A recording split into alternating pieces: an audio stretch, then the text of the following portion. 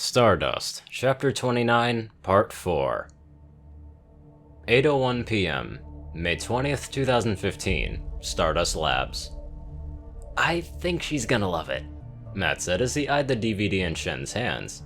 "Either that, or she'll spend the entire movie talking about how it doesn't live up to the source material." "I think if we can explain the difficulties of movie adaptations, she will forgive any inconsistencies," the engineer replied. "I checked the book last time we visited. She's almost finished with the Sorcerer's Stone. If she's finished by now, we could probably watch it." Lana's grin nearly took in her ears. She had just opened her mouth to speak when she was interrupted. "Strike 1 and Strike 6, assemble for deployment. All strike teams on standby." "Oh, come on," Lana complained before looking to Matt and Shen and grumbled. "Doesn't it seem like the aliens have the worst timing for these sorts of things?" Both men chuckled at the complaints before heading towards the door. "Shen, buddy. Okay, so you better wait to give that to Twilight until we get back, alright? If I miss out on Twilight's smiles because you jumped the gun, I will be very upset." Go. I'll wait until you get back," Shen said as the group parted ways. The two soldiers double-timed it to the armory where they donned their carapace and chameleon armor. Lana's armor in particular was modified to not interfere with her prosthetic, which was bare and uncovered. Their weapons were also new, with Matt picking up one of the new lance rifles and an arc grenade in addition to his arc thrower, while Lana was issued an Excalibur instead of her favored shotgun. "So do we know what the mission is, D?"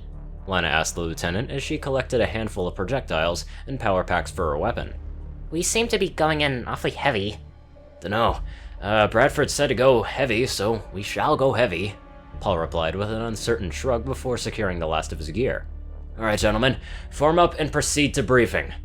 Strike 1 suited action towards with Strike 6 immediately behind them. They found Bradford in the briefing room staring at a projection of the North Atlantic with a red triangle icon hovering over Iceland. The moment the doors closed behind the soldiers, Bradford turned around and did something that no one had ever seen him do. "Ladies and gentlemen, we have located the planet-side base of operations for the invaders. Now, we take the fight to them," Bradford said, and he grinned. Stardust, Chapter 30, Viking. Senator Frank Beckham found assassinated in his vacation home after a week-long tour recruiting for the armed forces. Government officials refused to comment onto the nature of his death, but local security cameras near his residence show a helicopter hovering over the estate at the estimated time of death. WikiLeaks continue to be the focal point of controversy, as multiple governments worldwide threaten to block the whistleblower website after memos about extraterrestrial combat unit are leaked. Julian Assange was unavailable for comment. 11:52 p.m. May 20th, 2015, Skyranger Big Sky. The more things change, the more they stay the same, Matt thought to himself as he surveyed the other members of Strike 1. Just add the background noise of a Blackhawk and I might have thought I was back in the army again. The brief feeling of nostalgia was gone in an instant, but Matt allowed himself to enjoy it nonetheless. Lieutenant Drzymski was scrolling through the pages of information on a tablet computer, no doubt checking and double-checking the force estimates for what the soldiers would be facing once they reached the alien base. He also spared glances towards his conventional light machine gun and the heavy laser that Jack Finch held beside him. The British soldier was completely oblivious to the attention, and was apparently doing his best to lose his shirt to the little pocket poker game he had brought with him. He had been muttering an almost unbroken string of what Matt could only assume as profanity as he continued to lose more and more virtual money to the electronic time waster. Robert Sachs, however, was the picture of serenity as he demonstrated the time-honored soldier's tradition of sleeping at the drop of a hat. His arms were crossed and his chin rested onto his chest, which rose and fell slowly. The only other noteworthy features of the seasoned campaigner was the well-worn but well-cared-for G36 beside him and a knife strapped to his chest. The sergeant tried to not think of having to resort to using such methods to fight the aliens as he turned to the two Japanese recruits. Kato Yamazaki and Kaori Suzuki were the first to glance at having a conversation with very short and clipped sentences in their native language. Their expressions during the conversation ranged from consternation to triumph from the very start. It had taken Matt nearly half an hour to realize that when one spoke, they matched the syllable of their word to the last syllable the other had spoken.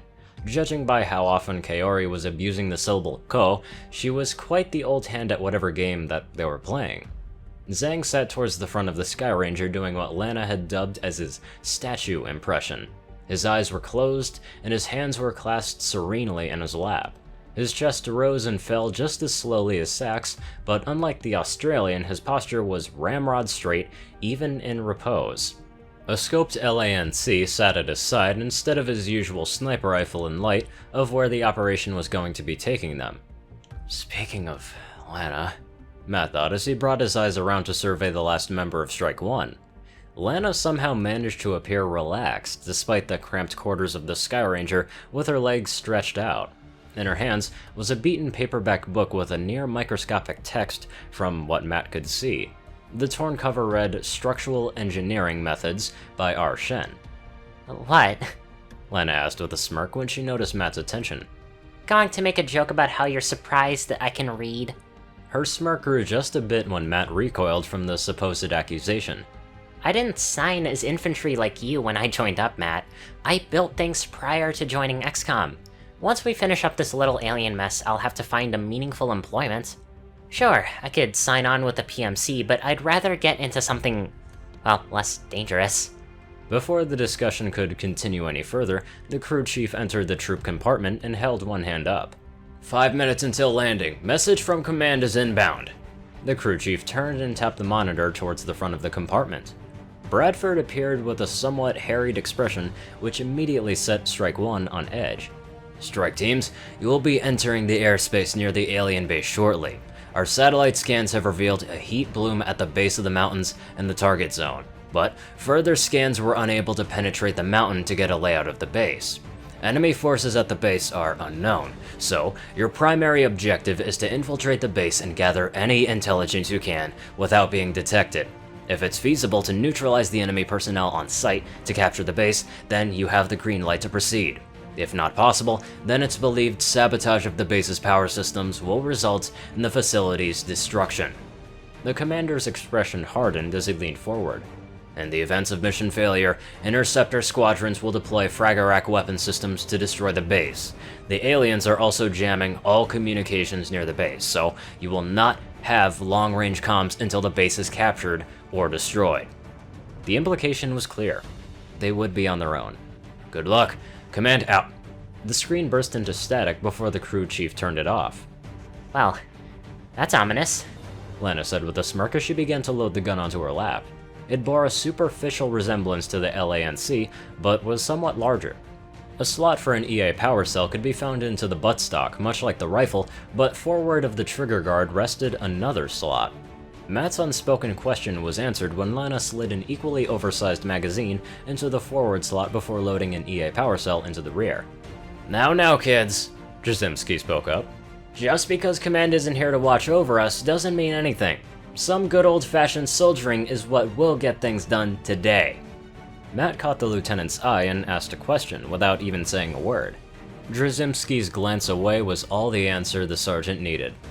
No comms means Bradford won't be able to help with that freaky power of his. Matt winced as he finished thought. Commander Bradford's always been good at his job, but if he uses whatever he does too much, then the soldiers will elevate him to omnipotent status. 30 seconds, the crew chief announced as he walked towards the ramp at the back of the Sky Ranger. Closest landing zone is a small valley approximately half a mile from the suspected enemy installation. You'll have to leg it from the landing zone to the base. Wait, why aren't we landing closer? I was under the impression that the new chameleon systems would block detection, Drzymski asked as he pocketed his tablet and brought his LMG onto his lap. Stealth systems are currently engaged, but the enemy surface patrols were detected around the perimeter. If we are to deliver you to the base's doorstep, then the chameleon system won't have enough power to cover us as we leave, and the op would be blown. The crew chief answered quickly before turning back to the passenger compartment. 10 seconds, and good luck, give 'em hell! One hand slapped the ramp controls to reveal the pre-dawn gloom. The soldiers of Strike 1 released their harnesses and reached for their handholds as they turned to face the ramp. They stumbled slightly as the Sky Ranger sat down before flooding down the ramp in a rush and crouched behind the myriad of rocks that littered the terrain. Big Sky, strike one! We're on the ground! Drzymski reported as he glanced over to the looming shape of another Sky Ranger deploying troops. Crimson, strike 6, we're clear. The report came from Fujikawa, and both crafts began to rise back into the sky. Solid copy, strike teams. Matt heard Big Sky reply. Even at such a short distance, he could hear static and interference on the line. We await your signal for recovery. Good luck. And with that, the farewell of the two aircrafts disappeared into the night. The low light amplification in Matt's helmet allowed him to watch the Sky Ranger's ascent as well as the approach of Strike 6. Without a word, between them, the two teams formed up and headed east.